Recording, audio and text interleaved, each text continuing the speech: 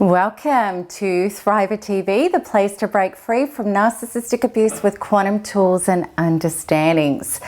This Thriver TV episode is for parents, those of us who are existing parents, and for those of you one day who wish to be parents. If you're not a parent, you may wish to pass this information on to someone who is, because truly I feel that what I'm about to share with you today is the most important information as a parent that you could ever know. In fact, this information is so impactful that not only will it affect your children, but also their future generations to come. I don't know about you, but I used to be a very hypervigilant mother. I thought I knew best, and here I was, traumatized beyond measure, falling apart at the seams actually after narcissistic abuse. But I believed that I knew what was right for my son. He was struggling, he was angry, scared and confused. He didn't know how to process what had happened to myself or him as a result of the narcissistic marriage that we'd suffered. And he was left with this nervous wreck of a mother barely eating and functioning while simultaneously feeling shockingly guilty about what I'd put him through.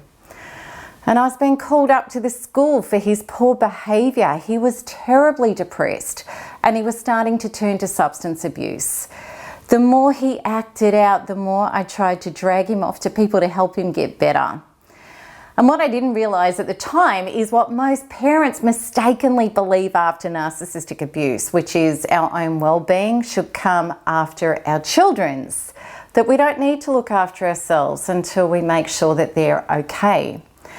And I know how initially this is so counterintuitive for us, needing to spin this around and look at it in a much better way, the way that works, which is my son, and in fact all our children, don't need other people to help them get better. They need us to get better, and then they can get better. Our children come from us, and I believe at the quantum level that their cells, as a reproduction of our own, are involved in quantum entanglement, which means cells that are separated by space can be intrinsically interconnected, meaning when one shifts, the other simultaneously shifts as well. I've seen so much evidence in my own life of this with my son, as well as thousands of other thrivers who report in most days the difference with their children as a result of their own healing.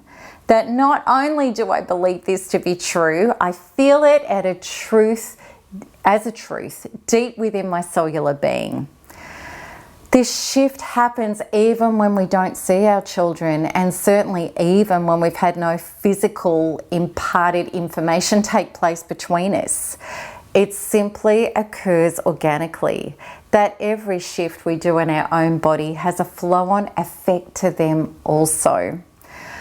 Try this on for yourself. I want you to repeat this with me out loud 3 times. Where my energy goes is where my child's energy goes. Where my energy goes is where my child's energy goes. Where my energy goes is where my child's energy goes. Now feel how your body responds to this statement, not what your head would like to say about it, because it's the feeling in our body that is always the real gauge of whether or not something is true. If it feels powerful, warm, solid and real, these are real statements. Now let's have a look at how we can actually lead the way for our children so that they can be the happy, healthy, empowered, real people with great deservedness and boundary function that it is their birthright to be. I want to have a look at this, putting our oxygen mask on first. There is a very good reason why aeroplane safety information includes putting on one's oxygen mask first before trying to assist others. If you are gasping for air, what good are you when trying to rescue someone else? In fact, you could do them more harm than good. Think about this. when you're highly traumatized and feeling horribly guilty about what you've done to your child and triggered into all sorts of inner wounded programs, how is your coming across to your child going to appear? It will appear exactly like mine used to with my son: off, controlling, anxious, needy, powerless, and absolutely not leading from example. Why on earth would you believe somebody trying to sell you a health program if they were desperately unhealthy? Would you take advice on property investment from somebody living in a home crumbling around them? Why on earth would our children listen to our suggestions about how to get better when we are a red-hot mess ourselves? Our children aren't stupid. They know when we're not okay, and quite frankly, they really struggle to be okay until at least one of their role models can lead the way for them. Don't lie to your children. The huge mistake that I also used to do is trying to hide things and telling lies to our children to protect them. And I don't know where I read it once, maybe somebody can enlighten me on this or a similar study, that families with lies were even more dysfunctional than ones with more severe issues such as addictions if honesty prevailed. And I really believe this for a variety of reasons. Every child is incredibly perceptive. They have an active inner being that knows stuff, such as mum or dad is sad or not okay and something is wrong. So this child asks mum or dad, are you okay, what's wrong? And then our standard answer is, don't worry, I promise nothing is wrong. Yet that's a big fat lie. Our child then thinks mum or dad must be right and I must be wrong, so I'm not going to trust my gut feeling anymore. Wow, do you get it? Those of us who've been narcissistically abused, just how dangerous this is for their future relationships, I really hope that you do. Plus, we're teaching our children to stuff feelings, hide them, and not be authentic. A much healthier answer would be, Mummy is sad. I want you to know it's not your fault, and I will do everything I can to sort this out. It's okay to be sad and have to work through things. It's a part of what makes us human.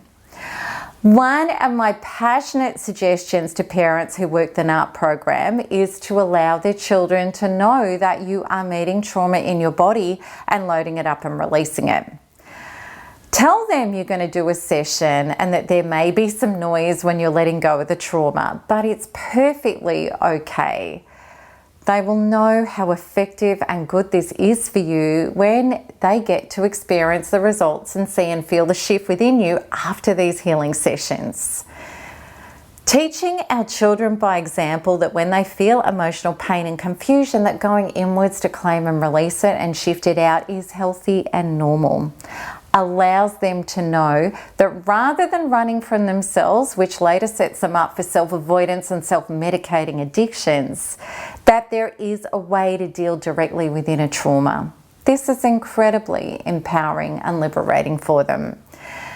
Many thrivers have reported over the years that their children naturally perform mini quantum freedom healing sessions on themselves, imagining their trauma loading up and releasing through their heads, and then bringing light down into the space where the trauma was. Our children are far more cellularly evolved beings than ourselves. They're little mega quantum machines that can learn such procedures powerfully and quickly simply by observing what we do if we don't hide it from them. Stop lecturing and prescribing. As a previously highly codependent and controlling mother, I used to sit my son down and lecture him for hours to make him get it. Of course, to get rid of me, he would eventually capitulate, tell me what I want to hear, but no internal shift or change had happened. I learned when I started to heal myself that he didn't need to get it. I needed to lead the way and get it myself. If he was irresponsible about not having money or petrol in his car to get to work, I could stop driving him myself and let him suffer the consequences instead of rescuing him and then spending hour upon hour lecturing him afterwards. I learnt this. If I drown with him by doing actions that impact on me and drain my energy and make me sick, then he goes where I do. He becomes sicker also. Yet when I look after my energy and state no to being emptied out of my time, energy and resources when he needs to generate his own, then he will go where I do, into empowerment and well-being. When I take a stand for me, he can start to take a stand for himself. And you may want to go through this transcript a few times and really absorb it, because it is totally true.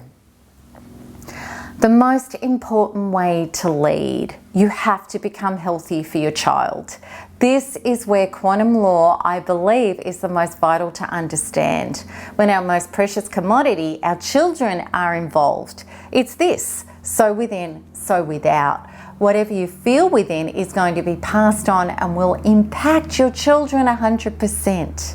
If you feel terribly guilty about what you put them through, you're going to continue to act in these ways, and they will receive you in ways that make you guiltier. Lose the guilt. Quantum freedom, healing it up and out of your body so that it just doesn't exist there anymore. We have the tools to do this now for our children and our own well-being. The same goes for fearing for your children or resenting the narcissist if co-parenting. Your fear does not protect them. It generates more fear within them, as well as more things to fear. Your resentment does not help them become healthy, empowered, self-generative people. It teaches them to cling to people they will resent, and then further resent that they're not providing for your children what they have the power to provide for themselves. Detachment from all abusers and a self-generative, effective life connected to other healthy, effective and wholesome people. Your children will never learn this unless they see you detach, work on yourself, lose your negative emotions, and do empowered pro-actions to generate a healthy, effective life for you and them, regardless of what the narcissist is or isn't doing.